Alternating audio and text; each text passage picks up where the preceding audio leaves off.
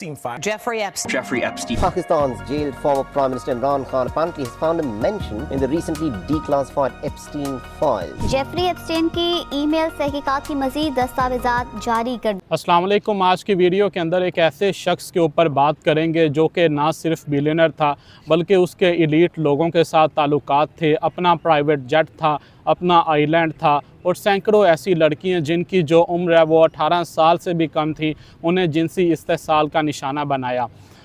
ये सब कुछ आपको बताने का मकसद ये है कि अगर आपके पास ताकत है, पैसा है और ऐसे लोगों के साथ ताल्लुक़ है जो कि पावरफुल पोजीशंस पर बैठे हुए हैं, तो चाहे अमेरिका का कानून ही क्यों ना हो, कोई आपका कुछ बिगाड़ नहीं सकता।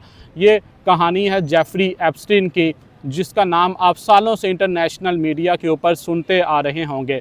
लेकिन हाल ही में जब एप्स्टीन फाइल्स और उसके डॉक्यूमेंट्स रिलीज़ होते हैं तो पाकिस्तान के इमरान खान और शाह महमूद कुरैशी का नाम सामने आता है, तो पाकिस्तान के अंदर भी एक एप्स्टीन फाइल्स को लेकर डिबेट शुरू हो जाती है।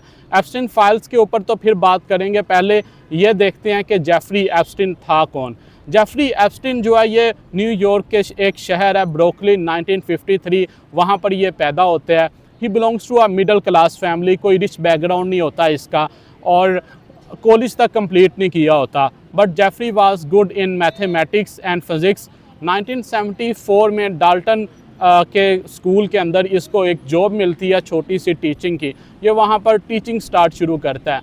1976 के अंदर ये जॉब छोड़ देता है और अमेरिका के टॉप इन्वेस्टमेंट बैंक के अंदर अपनी जॉब शुरू करता है, जहाँ पर ये एज आ जूनियर ट्रेडर के तौर पर काम शुरू करता है पहले। वहीं से ये पैसा बनाना शुरू करता है अपना और एलीट लोगों के साथ ताल्लुक़ बनाना शुरू करता है। बाद में ये एक आइलैंड ख़रीदता है जहाँ पर बहुत पावरफुल लोग जो हैं वो आया करते थे इसके आइलैंड में, इसी के प्राइवेट जेट में बैठकर और यहाँ पर स्टे किया करते थे।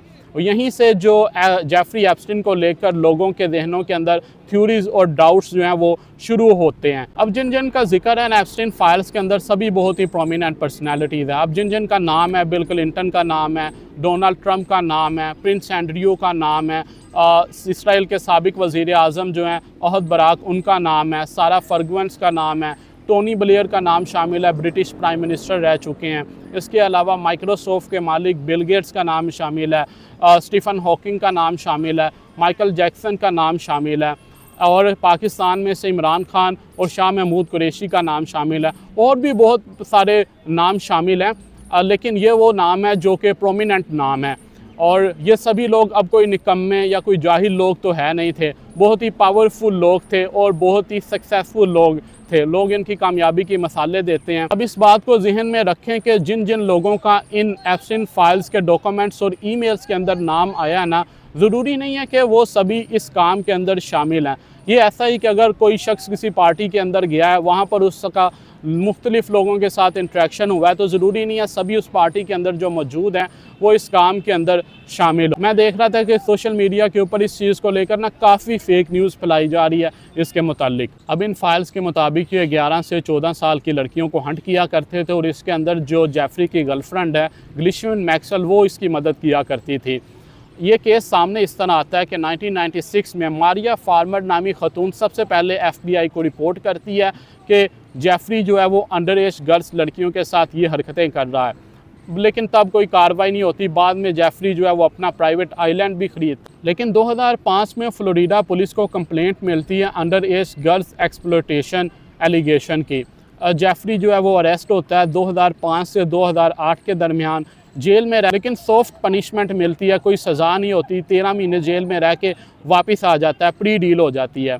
यहीं से जो जेफरी का नाम है वो कंट्रोवर्शियल बन जाता है और लोगों के जहनों में जेफरी को लेकर डाउट्स पैदा होना शुरू होते हैं।